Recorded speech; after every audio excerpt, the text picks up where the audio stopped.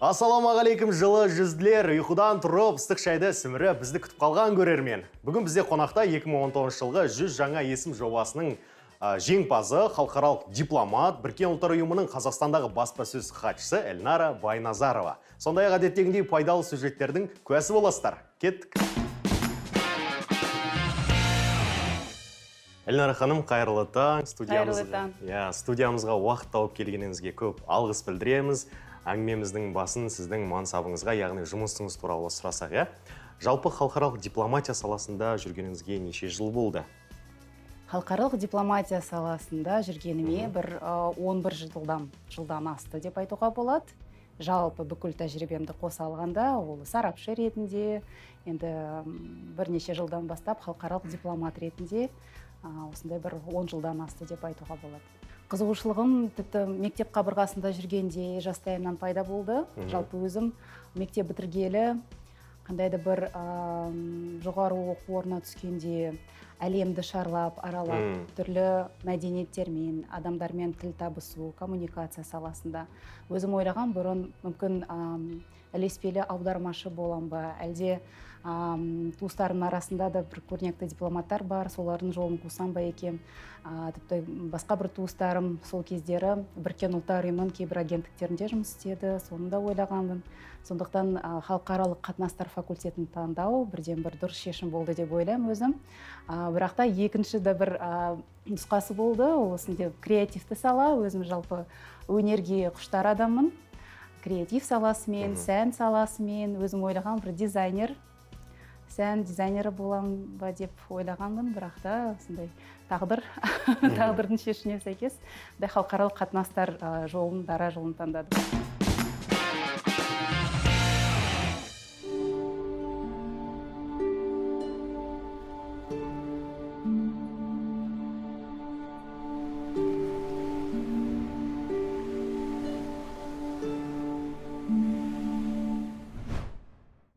Тарихқа көз жүгіртсек, біздің осы дипломаттардан алғашқы дипломаттарымыз Нәзір Төреқұлов, беріден келе қазіргі президентіміз Қасым-Жомарт Тоқаев мырзалар, олар енді саясаттың, осы дипломаттың сара жолын салып, деңгейін көтеріп кеткен кісілер, осы кісілермен тұспа-тұс әйел кісілерді айта аламыз ба, дипломат әйел кісілерді? Жұмыстары. Әрине, дипломатия көпшіліктің стереотипіне сәйкес ежелден бері ғасырлар бойы ең бір осындай тек қана ер адамдар билейтін бір консервативті сала болып саналады әрине, бірақ та дегенмен тіпті кеңес одағы кезінен де көрнекті, өте жоғары лауазымды әйел дипломаттар баршылық, барыңызға белгілі Қазақстан Кеңес Социалистік Республикасының тұңғыш әйел министр болған Балжан Бөлтірікова ханым, кейін Ақмарал Арыстанбекова, Ақмарал Хайдарқызы, өзін білесіз, Қазақстанның Біріккен ұлттар ұйымы жанындағы тұңғыш өкілі болып тағайындалды. Қазіргі таңдағы жоғары лауазымды дипломаттарды алсақ, мен өте жоғары құрметтейтін Айгүл Құспан ханым, бұрын Қазақстанның Бельгиядағы елшісі, қазіргі таңда мәжілісте халықаралық істер бойынша комитеттің төрағасы қызметін атқаруда. Сонымен қатар, мысалы үшін, Зүлфия Аманжолова, ол қазіргі таңда сыртқы істер министрінің арнайы тапсырмалар жөніндегі елшісі қызметін атқарады. Аманжолова ханым көп жылдар бойы өте күрделі шешімін таппай жүрген Каспий теңізінің құқықтық мәртебесін талдауда, яғни қазақстандық тараптан нақты сол келіссөздерді жүргізуге нақты демеу болып тұрған қазақстандық тараптан бірден бір сарапшы болып отыр. Әрине, түрлі салада тек қана елші санатында, уәкіл санатында ғана емес, сонымен қатар ағымдағы референттен бастап, хатшы, кеңесші рөлдерін атқаратын жалпы сыртқы істер министрлігі жүйесінде әйел адамдардың саны жылдан жылға артып келеді, және де мен үшін бұл өте қуантатын жағдай. Адам 90% ақпаратты көзбен қабылдайды. Көру қабілетінің нашарлауына түрлі факторлар әсер етеді. Мысалға, жас мөлшеріне қарай ауру пайда болуы мүмкін. Бұл жөнінде офтальмолог дәрігер Қуатхан Манабаев айтып берді. Очень большая нагрузка именно на орган зрения ложится в школьные годы. Көзге қатты қысым мектеп кезінде түседі. Сондықтан режимді сақтап, смартфон мен планшеттердегі телефондардағы барлық жүктемелерді мүмкіндігінше шектеу маңызды. 40 жастан асқанда глаукоманың бар жоқтығын анықтау үшін скрининг процедурасынан өту қажет. Бұл ауру түрі уақытылы анықталса, тиісті емдеу шаралары жүргізіледі. Әркім көру қабілетіне мұқият қарайтын болса, ол нашарламайды. Көру қабілетін жақсарту үшін пальминг деп аталатын әдісті қолдансаңыз болады. Ыңғайлы отырып, жаттығуды бастамас бұрын, алақандарды бір-біріне 10-15 секундтай ысқылап, көзіңізді жабыңыз. Күніне 5 минуттан 4 рет қайталауға болады. Бұдан көздің шаршауы және көз айналасының ауруы басылады. Дегенмен, қазір медицина көру қабілетін ота жасау арқылы қалпына келтіруге де мүмкіндік сыйлауда.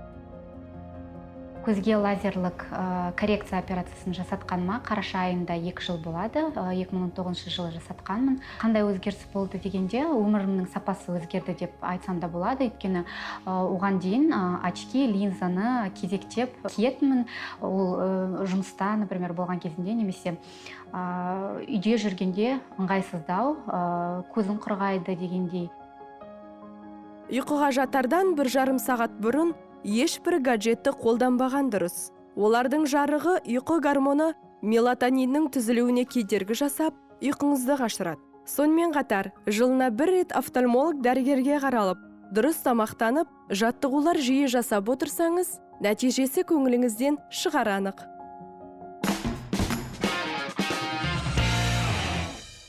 Халықаралық дипломат неше тіл білу керек, негізі міндеттелі ма сіздерге? Жалпы өзіңіз неше тіл білесіз? Шетелдік тілдерді санағанда 2 тілді меңгердім. Негізгі тілім, жұмыс тілім әрине ағылшын тілі, екінші шығыс тілі, қытай тілі. Сонымен қатар қазіргі таңда француз тілімді жаттықтырып жатырмын. Француз тілім енді кішкене бір бастапқы деңгейде деп айтуға болады, бірақ та бір жазылған сөйлемдерді түсіне алам, оқи алам. Сол жолында ондайда бір тілдік дағдыларымды дамытсам деп ойлаймын. Енді тіл үйренуге сізді не жігерлендіреді? Қалайдан мотивациялар жалпы? Жұмысқа байланысты екені белгілі, дүние. Одан да басқа қандай мотивациялар бар? Себебі адам қаншама тілді меңгерсе, сол елдің тарихын, мәдениетін, тілін, ділін меңгереді. Абай атамыз айтқандай. Себебі мен ойымша, сен қаншалықты шетелдік тілдерді меңгерген сайын, соншама барынша сондай универсалды, космополиттік тұрғыдан бүкіл менталитеттік ерекшеліктерді түсінетін тұлғаға айналасын.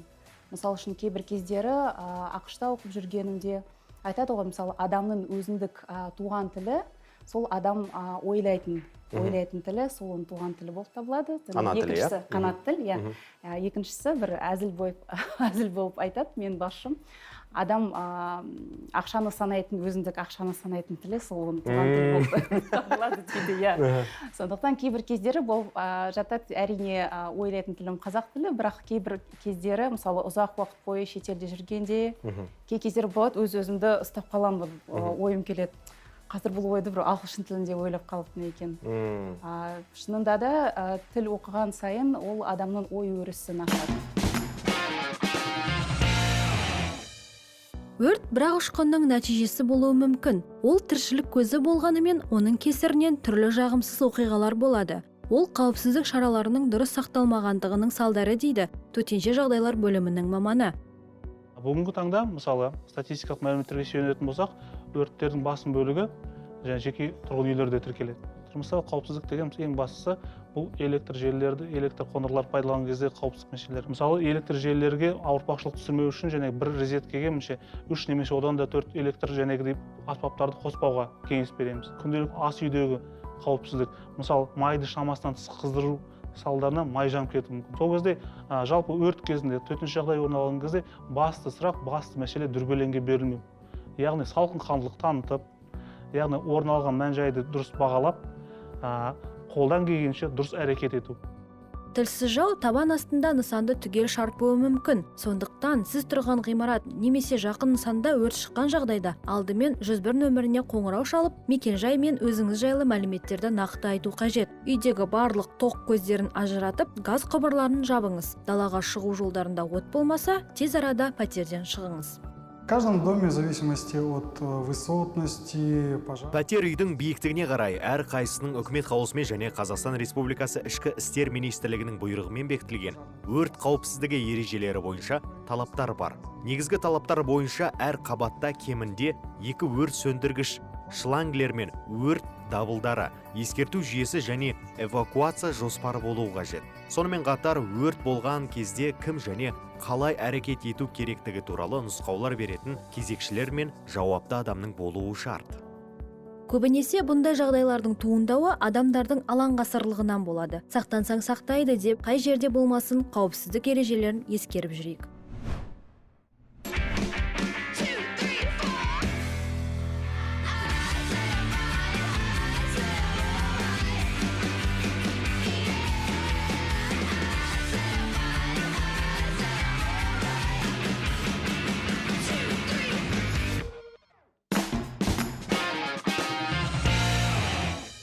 Біріккен ұлттар ұйымына Қазақстан 1992 жылдан бері кірді. Сол енді 30 жыл өтті ғой, былайша айтқанда. Қандай айқындап атайтындай жұмыстар атқарылды осыған дейін? Сол 92 жылдан бастап, 93 жылдың басында, 16 ақпанда Қазақстанда тұңғыш Біріккен ұлттар ұйымының кеңсесі ашылды. Әрине сол кезде кеңес одағын ыдырағаннан кейін жаңа пайда болған республикаларға барынша даму үшін көмек, қолдау, оның ішінде қаржылық, жобалық қолдау көрсетілген болатын. Өзіңіз білесіз, қазіргі таңда Қазақстанда жалпы 27 Біріккен ұлттар ұйымының агенттіктері тіркелген. Олардың 20 агенттігі Қазақстанда өзінің кеңселері бар, және 7 агенттік резиденттік емес, яғни басқа аймақтарда орналасқан, бірақ та құзыреті бойынша Қазақстанды да қамтиды. Сондықтан бір 10-15 жылдай бойы Қазақстанға барынша жобалық қаржылық көмек жасалған болатын, оның ішінде бүкіл салалар. Әлеуметтік экономикалық қамсыздандыру, денсаулық сақтау, жалпы адам әлеуетін дамыту бойынша өзіңізге белгілі SDGs, тұрақты даму мақсаттары, қазіргі таңда 17 тұрақты даму мақсаттары белгіленген, сол барлық мақсаттар бойынша жетістікке жету 2030 жылға дейін нақты міндеттер белгіленген. Жалпы былтыр COVID-19 салдарымен күресу үшін Қазақстандағы Біріккен ұлттар ұйымының жүйесі жалпы 16 миллион долларға жуық қолдау көрсеткен болатын. Оның ішінде денсаулық сақтау саласы да бар, әрине қандайда бір медициналық құрал жабдықтар, дәрі-дәрмектерден бастап, осындай әлеуметтік экономикалық қамсыздандыру. Оның ішінде ең бастысы біздің мақсатымыз осал топтарға назар бөлу.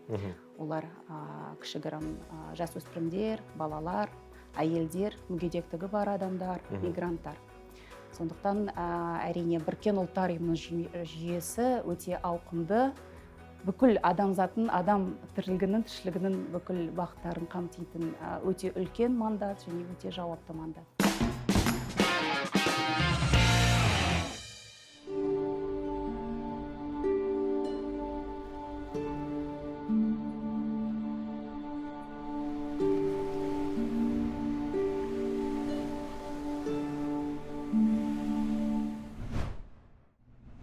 Енді істеріңіз оңды болсын дейміз, өте қыруар жұмыстар атқарылып жатыр екен. Енді қазіргі таңда жоспарларыңыз, мақсаттарыңыз қандай Біріккен ұлттар ұйымының Қазақстандағы өкілділігінің?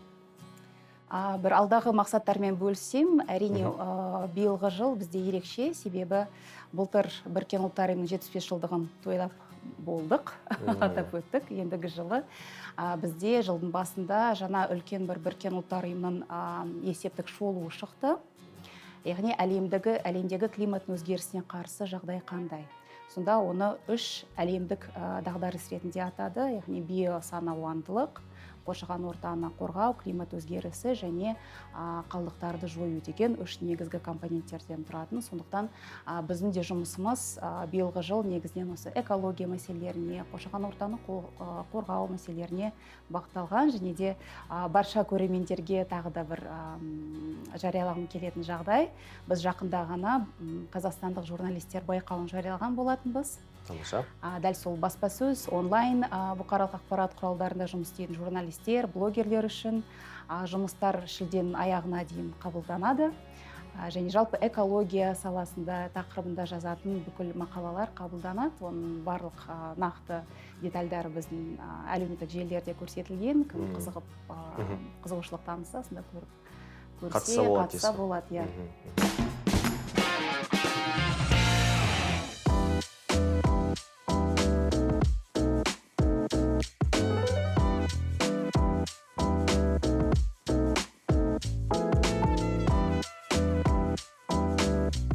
Қайырлы таң, қымбатты көрермен. Эфирде ас болсын айдары. Бүгін біз Д51 ресторанының бас аспазы Мирзалиев Рүстемге қонаққа келдік. Рүстем мырза, қайырлы таң.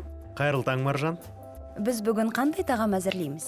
Бүгін теңіз өнімдерінен паста әзірлейміз. Оған қандай ингредиенттер керек? Бізге спагетти, ақсерке, мидиялар мен ашшаян, пармезан ірімшігі, кілегей, пияз, сарымсақ, черри қызанағы және дәмдеуіштер керек. Жақсы, олай болса бастайық. Алдымен спагеттиді пісіріп алайық. Кеспені қатты отта қайнатып аламыз да, отта ақырындатамыз. 2-3 минуттан соң тұз саламыз. Негізі теңіз өнімдері кез келген кеспемен жақсы үйлеседі. Бастысы кеспе жоғары сұрыпты ұннан иленуі керек, немесе итальян өнімі болуы тиіс. Кеспеміз дайын. Суын төгіп, спагеттиді кәкпірге түсіріп, артық суын ағызамыз. Енді тұздығын дайындауға кірісейік. Бірінші сары майды табада ерітеміз. 30 грамм май жеткілікті болады. Ақсерке етін үлкендеу етіп турап, майда қуырамыз. Ақсеркені қанша минут қуыруымыз керек? Шамамен 1 минуттай қатты отта қуырамыз. Ол қызарған соң ашшаяндарды тазартып, табаға сала берсек болады. Маржан, теңіз өнімдері қуырылғанша, сіз ірімшікті үккіштен өткізе берсеңіз. Соңына қарай мидияларды қосамыз.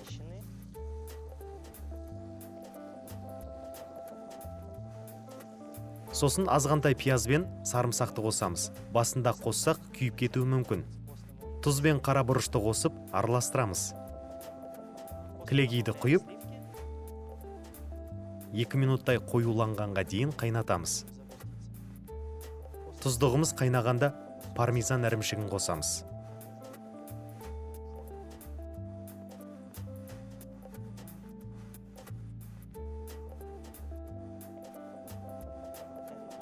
Дайын болғанда спагеттиді тұздығымызға салып, араластырып, бұқтырамыз.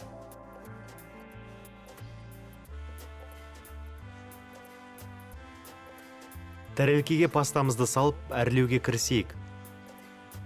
Қызанақты 2-ге бөлеміз.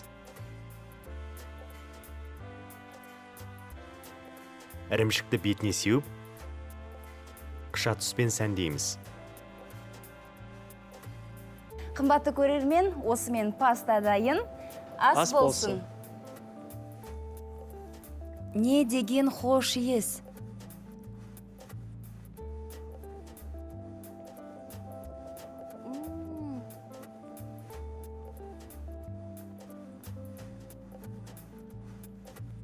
Расымен де қара спагетти теңіз өнімдерімен керемет үйлеседі екен.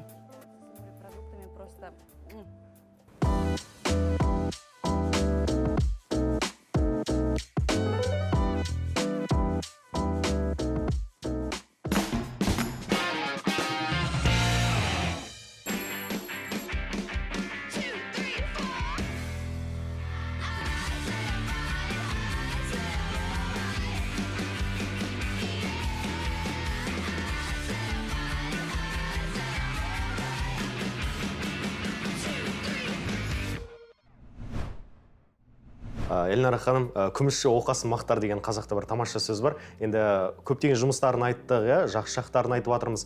Енді бір іске аспай жатқан жұмыстары болса, бір кедергілер болса, Біріккен ұлттар ұйымының Қазақстанда жобаларына. Немесе осы жергілікті тұрғындардан жалпы қандай да бір шағымдар түсе ма сіздерге? Негізгі сұраныстардың басым көпшілігі қандай да бір жұмыс орындары, вакансиялар немесе үкіметтік емес ұйымдар атынан қандай да бір жобалық қолдау, қаржылық қолдау, гранттар бар ма жоқ па, сол жағынан бір ақпараттық ізденіс бар. Бірақ та кедергілерді айтатын болсақ, қуаныштымын, жалпы Қазақстанда Біріккен ұлттар ұйымына қатысты жалпы көзқарас өте жағымды, өте позитивті тұрғыдан, әсіресе жастар тарапынан, тағы да өте қуантарлық жағдай. Мысалы, былтыр Біріккен ұлттар ұйымының 75 жылдығын атап өттік. Сол мерейтойда біз әлемдік, жаһандық сауалнама жүргізген болатынбыз. Біріккен ұлттар ұйымының 75 жылдығында. Сондықтан бүкіл штаб пәтер бізге бүкіл мемлекеттер тарапынан әсіресе жастарға ден қойып, сол сауалнамаға қатыстық. Жалпы 25 жылдың ішінде әлем қалай болады, қалай өзгереді, соған қатысты көзқарасын білдірсін деп. Қазақстан жастары, иә? Иә, Қазақстан жастар жалпы әлем бойынша. Сондықтан Қазақстан азаматтарынан 35 мың адам аталған сауалнамаға қатысып, бүкіл әлемдік рейтинг бойынша біз 9-шы орында болдық. Бұл өте жоғары көрсеткіш деп ойлаймын, өте сапалы көрсеткіш. Шынында да азаматтар Біріккен ұлттар ұйымы дегеніміз не, оның рөлі қандай, және жалпы мен ойымша мақсат қазіргі таңда Қазақстанда бүкіл азаматтарға сол тұрақты даму мақсаттарын оларға түсіндіру. Сол тұрақты даму мақсаттары ұйым насихаттайтын нәрсе емес, жеке өз адамның ділінде, менталитетінде қалыптасқан түсінік болу тиіс. Тұрақты даму мақсаттары дегеніміз не? Кішігірім, ол қолайлы өмір сүру ортасы, экологиялық ой-сана өрісі, барынша баламалы энергия көздерін қолдану. Яғни адамның өз күнделікті өмірінде тек қана қандай бір үкімет болсын, халықаралық ұйымдарымыз болсын, оларға айыптау емес, бірақ та өз-өзінен жеке бастау.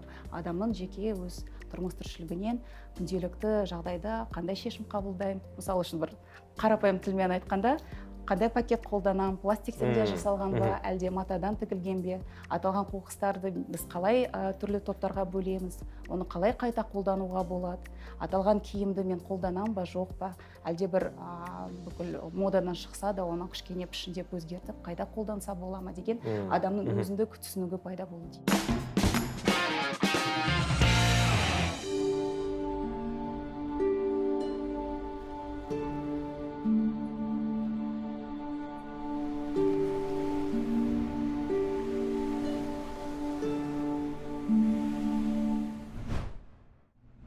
Енді экология тақырыбына келетін болсақ, жалпы қазір киім, киім тақырыбына келесек, жалпы әйел дипломаттарының киімі әсіресе классикалық деп болады.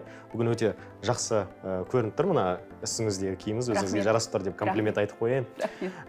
Жалпы осы сән әлемі экологияға әсер ететінін естіген шығарсыз, осыны талқылайықшы. Әрине, сән әлемі мұнай өндірісінен кейін қоршаған ортаны ластау бойынша екінші орында, өкінішке орай.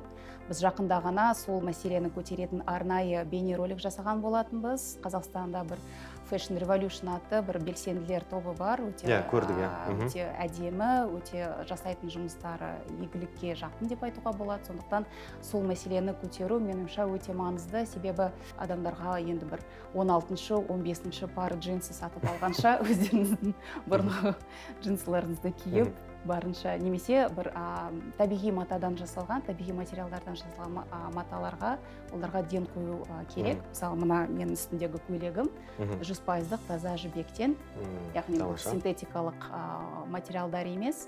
Әрине, жүн мата, жібек болсын, вискоза болсын, осындай бір табиғи маталарға ден қою керек, себебі экологияны ластамайтын, мысалы, аталған материалдар ыдырағанда, бір ғасырлар бойы деградацияға ұшырамай. Сондықтан әрине, мен ойымша, жалпы өз кеңесім адамдарға барынша сапалы табиғи материалдардан жасалған киімге ден қойып қарау керек. Көбінесе классикалық тұрғыдағы, енді бір әйел ретінде беретін кеңесім классикалық үнемі трендте болатын бір киім үлгілеріне ден қою керек. Әрине, қандайды бір трендтерге сай бір-екі аксессуар сатып алуға болады, мысалы маусым сайын, бірақ та негізінен сондай негізгі гардеробтың базасы қалыптасуы тиіс. Енді сіз осындай кеңестер беріп жатсыз, өзіңіз қаншалықты талғампассыз? Жалпы өзім жұмыс бабымен неше түрлі ситуациялардан өттік. Мен әріптестерім кейбір қателіктер десек те болады, протокол тұрғысынан бір осал жағдайларға кіріп тұрған болады. Сондықтан барынша әсіресе ер адамдар болсын, әйел адамдар болсын, протокол ережелерін сақтау, мен ойымша, ол бірден бір мұқият, қатаң сақталуы тиіс ереже, әсіресе дипломаттар үшін. Себебі сіз тек қана өзіндік имиджіңіз ғана емес, сіз өкілдік ететін мемлекет, елші болсаңыз, дипломат болсаңыз, немесе халықаралық ұйым, сол ұйымның репутациясын сипаттайтын сіз тұлға ретінде өзіңізді көрсетесіз, амбассадор, өкілі ретінде. Дипломатия жағында келгенде, дипломатия тек қана бір күңгірт түсті, сұрғылт бір адам көрінбейтіндей костюм ішінде жүру деген емес. Мысалы, тіпті саясаткерлер де өте көп саясаткерлер әлем бойынша өзіндік жеке қандайды бір жеке аксессуар детальдермен көрсетеді. Мысалы үшін барлығыңызға белгілі ақш-тың мемлекеттік хатшысы болған Мадлен Олбрайт ханым. Олбрайттың негізгі айтады ғой біз signature, оның жеке өзіндік бір стилі, өте ауқымды үлкен алқалар, броштар тағу костюмдеріне, және де соншалықты танымал болып кеткені қандай да бір келіссөздер жүргізгенде журналистер жалпы басқа тарап бүгін Мадленнің үстіндегі костюмінде брош қандай түсті, оның пішіні қандай, оның не білдіреді, аналитика жасайды, астыртын мағынасы қандай деген соған дейін.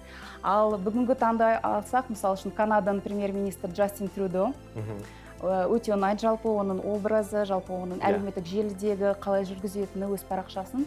Өзіңіз білесіз, Джастин Трюдо түрлі түсті нақышталған нәскиді киюді ұнатады екен. Қандай да бір ресми шара болмасын, G7 форумы, немесе халықаралық әлеуметтік экономикалық форум, үнемі сол елге қатысты, немесе өзінің көңіл күйіне қатысты түрлі түсті нәски киіп отырады. Бұл да өзінің бір фишкасына айналды деп айтуға болады.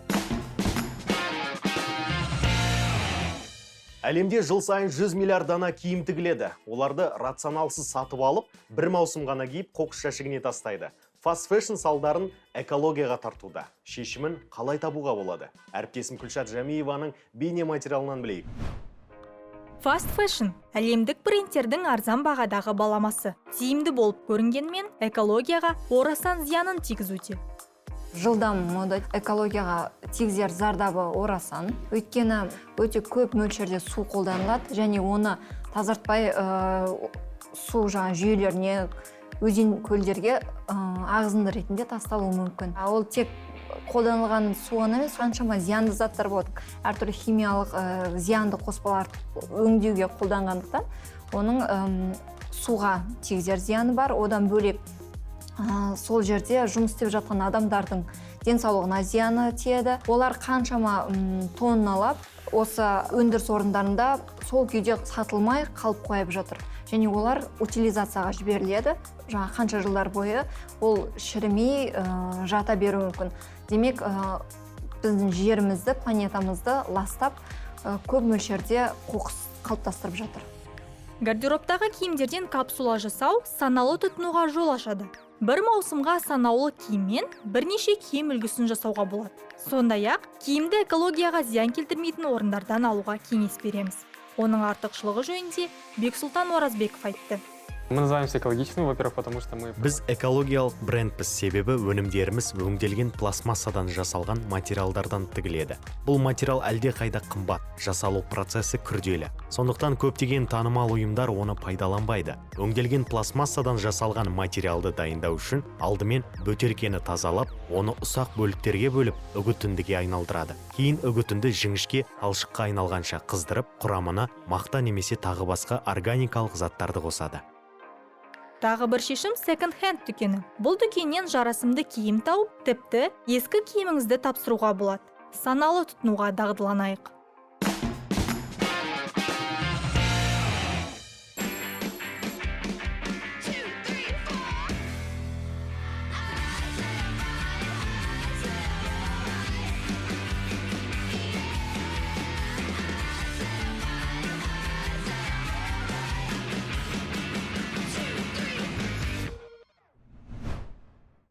Сізге осы әлемдік саясаткерлердің ішінен өзіңіз пір тұтатын, енді пір тұтатын демей қойып, ұнайтын, жұмыстары ұнайтын, қандай саясаткерді атап өте аласыз? Жалпы ұнайтыны бұрынғы Европалық одақтың жоғарғы өкілі, сыртқы саясат бойынша болған Федерика Могерини ханым. Қазір Брюссельде Европалық колледждің ректоры болып табылады. Оның образы көбінесе, сондықтан сонымен қатар Иордания патшайым Рания Аль-Абдалла өте әдемі образ, өте жинақы образ. Мысалы үшін қандай да бір ұлттық ерекшеліктерді ескере отырып, бір батыстық нақты құндылықтарды дәріптейтін, барынша білімге, дамуға, гендерлік теңдікке шақыратын бірден бір образ деп ойлаймын. Ал дипломаттарға келгенде, әрине ресейлік Біріккен ұлттар ұйымы жанындағы атақты дипломаттар, қазіргі сыртқы істер министрі Сергей Лавров образы, Виталий Чуркин, бұрын Ресейдің Біріккен ұлттар ұйымы жанындағы өкілі болған, әрине біздің мемлекет басшысы Қасым Жомарт Кемелұлы қандай да бір Тамаша. Біріккен ұлттар ұйымында Қазақстан атынан ең бір жоғары лауазымды шенге ие болған, яғни бас хатшының орынбасары қызметін Женевадағы атқарған. Және де бұрын ақш-тың Біріккен ұлттар ұйымында өкілі болған Саманта Пауэр. Обама әкімшілігі тұсында Саманта Пауэр өте өз жетістіктерімен белгілі, сөзінің ұшқырлығымен белгілі, өте жоғары санатты адамдар, және өзім солардың өмір тағдырын сараптай келе, кітаптарын оқып, өз-өзімде көп нәрселерді үйренемін.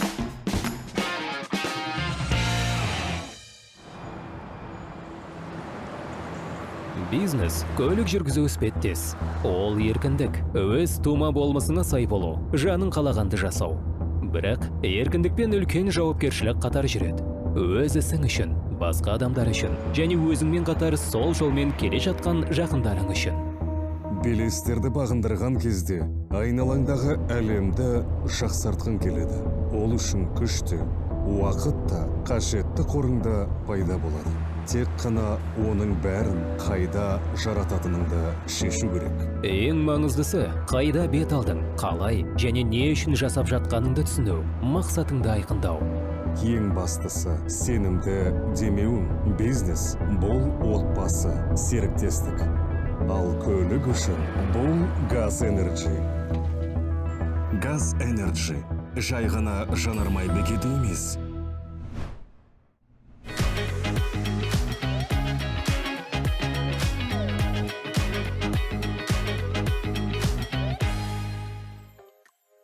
Rexis Waterworld Ақтау қонақүйі Каспий теңізінің жағажай туризмін әлемдік деңгейге көтерді.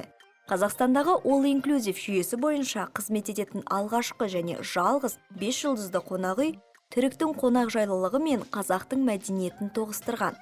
Бізбен бірге болыңыздар.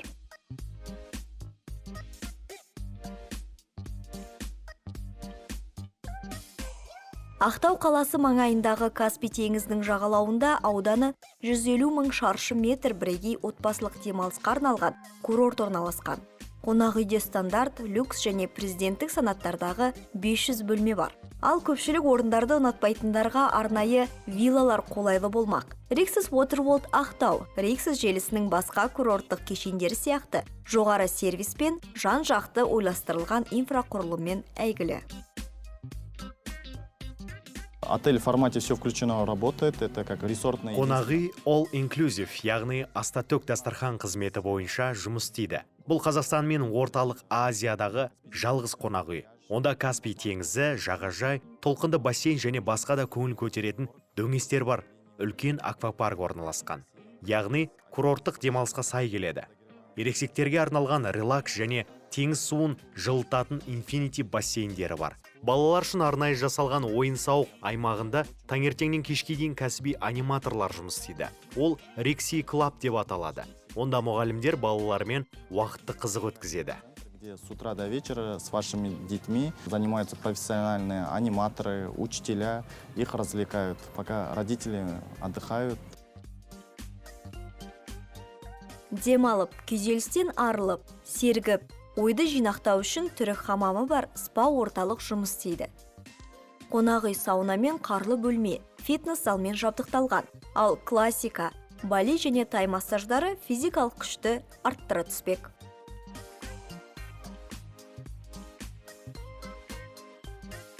У нас есть два аликарта. Бізде екі мейрамхана бар. Біреуі балықтан тағам жасаса, екіншісі ет өнімдерін ұсынады. Сонымен қатар Turquoise мейрамханасы және халықаралық тағамдардан тұратын мәзір де бар. Әр аймақтың өз барлары бар. Олардың саны 7. Айталық Infinity бассейнде Porsche пен Tetis деп аталатын 2 бар орналасқан. Бізде барлығы All Inclusive жүйесі бойынша жұмыс істейді. Маңғыстау өңірін туристік орталық хаб деп атаймыз. Қазір Tetis Blue деп аталатын үлкен жобаны жүзеге асырып жатырмыз. Tetis Blue'дің арқасында Rexis Waterworld Ақтау жобасы іске асты. Енді шілдеде Tetis Blue су және ойын-сауық саябағы ашылады. Онда түрлі тақырып бойынша қызық табылады.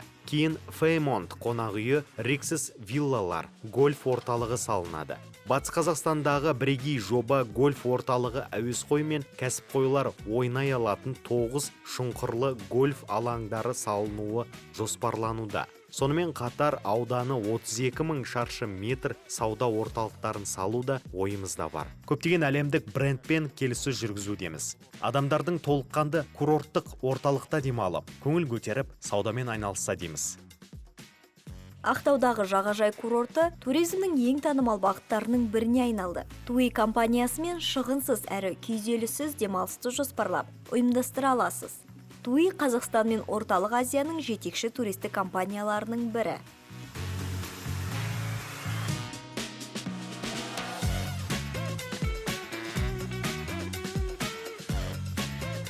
Туристская компания TUI хорошо сотрудничает. TUI туристік компаниясы Риксіз қонақ үйлер желісімен тығыз қарым-қатынаста. Бұл туристерімізге қосымша артықшылықтарды береді. Мысалы, таңертеңгі рейспен ұшатын болсаңыз, бөлмеге ерте қоныстандырады. Ең бастысы олармен тікелей жұмыс істейтіндіктен нарықтағы тиімді бағаны ұсынамыз. Сондай-ақ жылда менеджерлеріміз маусым басталғанға дейін қонақ үйге барып тексереді. Сондықтан ондағы барлық ақпарат пен жаңашылдықтан хабардармыз.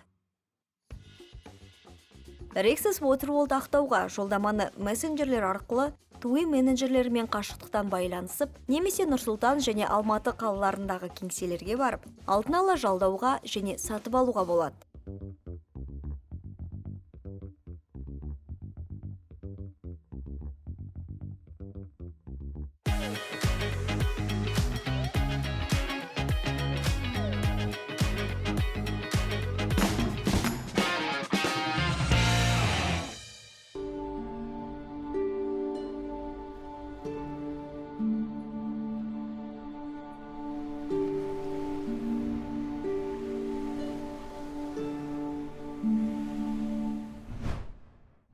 Әңгімеміздің нүктесін қоймай жатып, бір соңғы сұрақты қойын, жалпы өзіңіздің алдағы жоспарларыңыз, қандай жалпы Қазақстанды саяси аренада қалай көргіңіз келеді? Осы туралы айтып берсеңіз. Жалпы өзімдік жеке жоспарым, 100 жаңа есім жобасының жеңімпазы болғандықтан, сол жобаның жеңімпазы болып атану үшін, негізінен сол медиа дипломатиядағы жетістіктерім үшін берілді деп ойлаймын. Сондықтан сол медиа қоғамдық дипломатия саласын әрі қарай дамыту, ол дегеніміз не? Қандай да бір күрделі саяси қоғамдық мәселелерді, үрдістерді қарапайым тілмен, түсінікті тілмен халыққа жеткізу. Оның ішінде қандай да бір мәдени, әлеуметтік шараларды қолдану, халыққа барынша қызықты болсын деп, қоғамдық дипломатия, медиа тетіктерін қолдану. Мен ойымша өз жолымды осындай бір Қазақстанда әлі қолданылмаған дипломаттар тарапынан көбінесе, себебі адамдар дипломаттарды сондай өте жабық, консервативті, астыртын әлем ретінде қабылдайды. Бұл шынымен олай емес. Бұл кәдімгі басқа саладағы сияқты қарапайым маманбыз, күнделікті жұмыс жасап келе жатқан, сол түсінікті кішкене өзгерту, себебі әлем өзгеріп жатыр, коммуникация саласы өзгеріп жатыр. Осымен тұспа-тұс дипломаттар да, жалпы дипломатияда оған пара-пар даму тиіс деп ойлаймын өзім.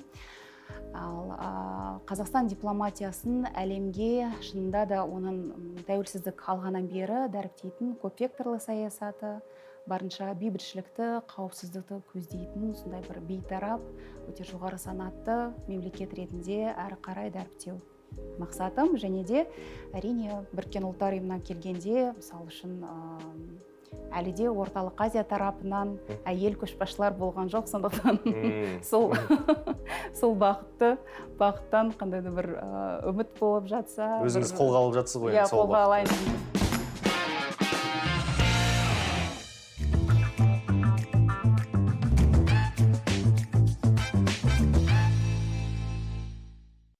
Білекпен емес, біліммен күш сынасатын заманда болашағына үлкен қадам жасайтын жас түлекке алдымен мамандықты, содан соң сол кәсіптің қыр-сырын меңгеретін жоғары оқу орнын таңдау үлкен жауапкершілік. Сол үшін де біз Ғұмарбек Дәукеев атындағы Алматы энергетика және байланыс университетімен таныстырамыз.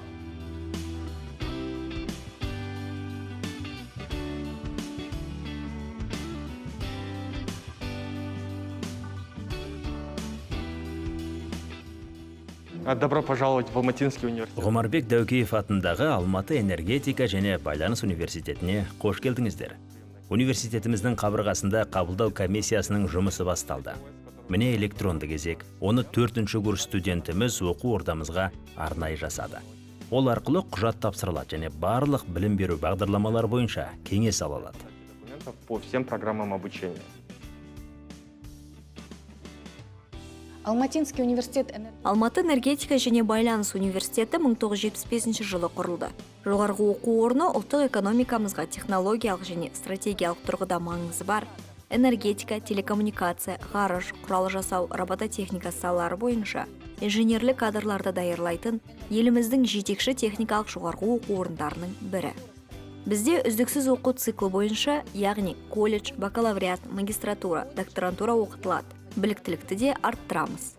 Сонымен қатар университетіміз өнеркәсіптік автоматтандыру бойынша Шнайдер Электрик пен жаңартылатын энергия көздері бойынша Орталық Азия өңіріндегі USAID құзыреттілік орталық болып саналады. Ал түлектеріміз Алматы энергетика және байланыс университетінің дипломымен қатар Cisco, Huawei, Siemens сертификаттау орталықтарынан кәсіби сертификаттарға ие бола алады. размещенных непосредственно в университете.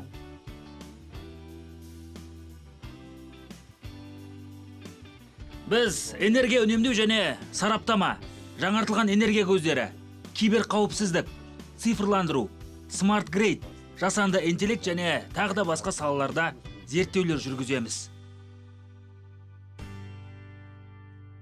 Наша команда занимается разработкой. Ұжымымыз Алматы энергетика және байланыс университетінің бірегей ақпараттық жүйесі Education порталын әзірлеумен айналысады. Ол студенттердің бүкіл оқу циклін қамтиды. Сондай-ақ 1 қыркүйектен бастап мобильді қосымша іске асады. Себебі студенттер гаджетке бағдарланған. Барлығы дерлік телефонды пайдаланады.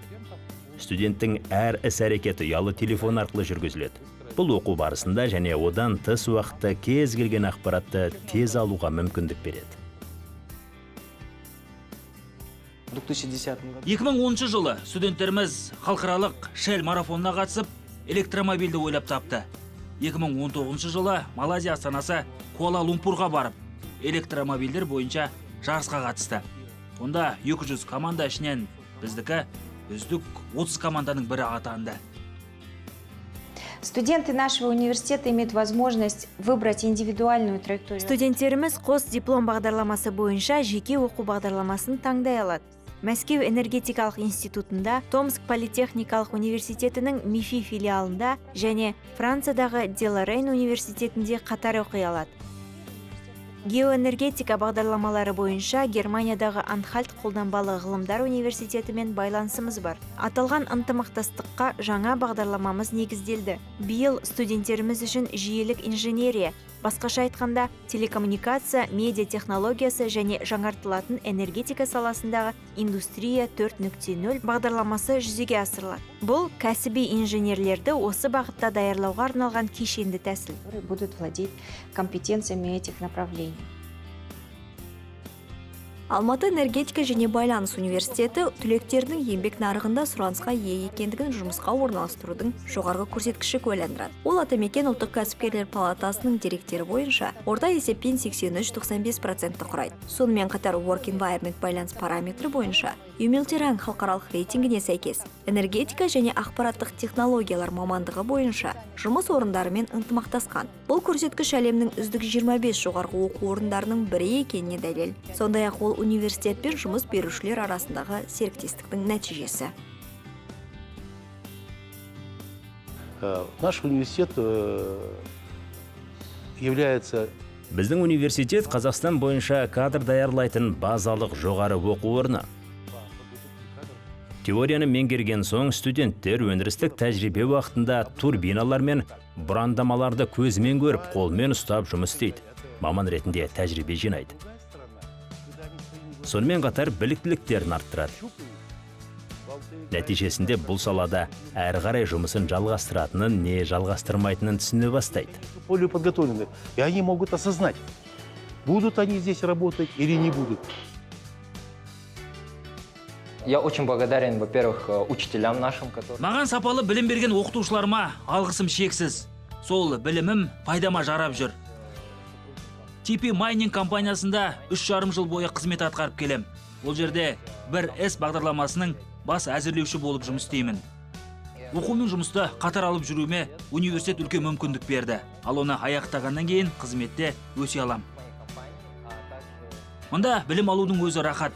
Айтарлықтай жетістікке қол жеткізгің келсе, Алматы энергетика және байланыс университетіне оқуға түсіңіз. Если ты хочешь достичь больших успехов, то поступай к нам в ОС. Бексұлтан, жастар орталығы туралы айтып берсеңіз, мұнда қандай іс-шаралар өтеді? Здесь проходит молодежный досуг. Тут у нас... Мұнда жастар бос уақыттарын өткізеді. Бұл жерде жазу студиясы, жаттығу залдары, сондай-ақ би сыныптары бар. Мысалы, би немесе пікірсайыс клубтар жаттығады, кейін үлкен сахнаға шығады. Бұл жер Алматы энергетика және байланыс университетінің белсенді жастарының орталығы. Студенттік шақ адам өмірінің қызықты кезеңдерінің бірі деген пікір бар. Келісесіз бе?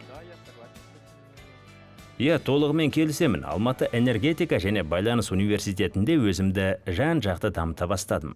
Айналамдағылармен жақсы тіл табысып, университетіміздің атынан маңызы бар іс-шараларда сөз сөйледім. Привитие вкуса к здоровому образу жизни реализуется в нашем... Оқу ордамызда спорттық жарыстар өткізу арқылы студенттерді салауатты өмір салтына бейімдейміз. Университетімізде 2 студенттік футбол лигалары бар. Пандемия болмағанда 3-шісі де қалыптасар еді. Сондай-ақ біз үшін көкпар бойынша ұлттық жастар спорт лигасы жұмыс істейтіндігі үлкен мақтаныш. Көкпар ежелгі ойын, қазақ халқының керемет ұлттық ойыны. Бұл лиганы халықаралық деңгейде мойындады.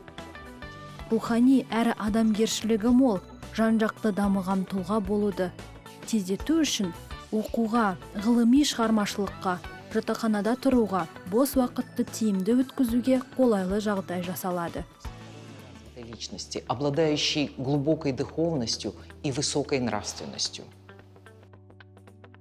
Мен үшін студенттік өмір ол үздіксіз даму болып табады. Ал осы дамудың жолында біздің университетте көптеген мүмкіндіктер жасалған. Соның бірі 18 түрлі бағытта жұмыс жасайтын студенттік клубтар. Олар бізде көптеген мероприятиялар ұйымдастырады, яғни іс-шаралар. Олардың ішіне творчестволық кештер жатады, сонымен қатар қайырымдылық қорлары жатады, дөңгелек үстелдер деп айтып жатамыз, сонымен қатар дебаттық және де кулинарлық турнирлар ұйымдастырылып жатады біздің университетте. Біздің университетте КВН өте жақсы дамыған болатын, себебі олар тек қана премьер-лигада емес, жоғарғы лигада да өздерін жақсы көрсетіп жатыр. Алматинский университет энергетики и связи имеет библиотеку. Алматы энергетика және байланыс университетінің кітапханасында 600 мыңнан астам кітап бар. Студенттерімізді кез келген әдебиетпен қамтамасыз етеміз. Біздің ағылшын, қазақ және орыс тілдерінде кітаптарымыз бар. Сонымен қатар қазақ тіліндегі әдебиеттерді оқытушыларымыз жазады. Басқа жоғары оқу орындарында сатылады. Наш университет имеет 45-летнюю историю. Мы из поколения... Университетіміздің 40 жылдық тарихы бар. Біз ұрпақтан ұрпаққа сапалы зерттеу жұмыстарын жүргізуді және білім беруді тапсырамыз. Бастысы бәсекеге қабілетті және сұранысқа ие кадрларды шығара отырып, Қазақстанға пайдамызды тигізу. Алматы энергетика және байланыс университетінде оқы, қуаттанып, байланыс орнатып, маңайыңа жылу сыйла. Энергетика, аэроғарыш және IT салаларында кадрлар даярлайтын үздік оқу орны Алматы энергетика және байланыс университеті. Болашақта сұранысқа ие маман атанғыңыз келсе, дұрыс таңдау жасаңыз.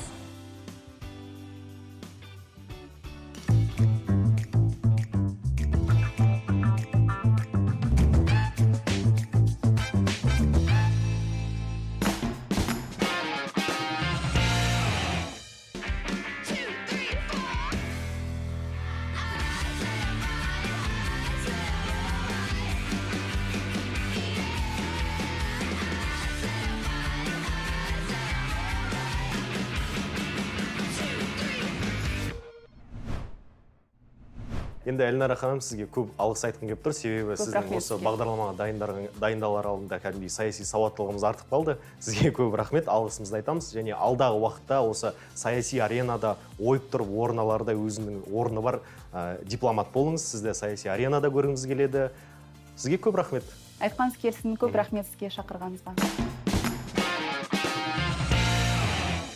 Құрметті көрермен, осындай пайымды сұхбатпен сюжеттерден соң бір сергіп қалған шығарсыздар. Демалыстарыңыз сәтті өтсін. Хабар арнасында жүздескенше.